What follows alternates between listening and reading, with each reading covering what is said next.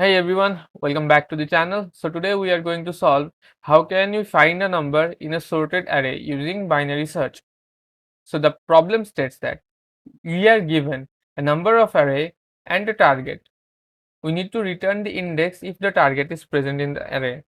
And if we cannot find the target, we just need to return -1. So the catch is we must solve this problem with big O of log n time. And to achieve big O of log n time, we need to use binary search. So without any further delay, let's jump into. We are going to define our starting index over here and ending index over here.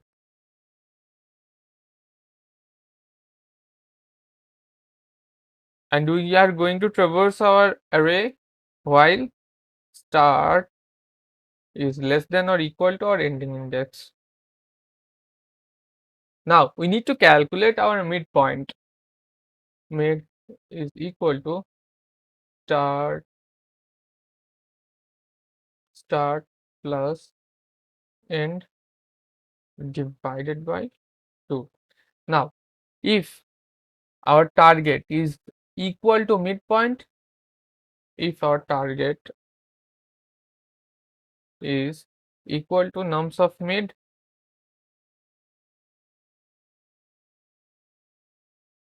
we just need to return the midpoint, middle index.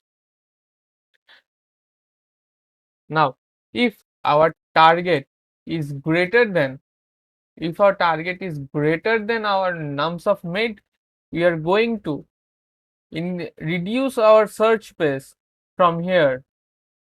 Target greater than nums of mid, end is equal to mid -1, and now we are left with one condition: our target is less than this midpoint.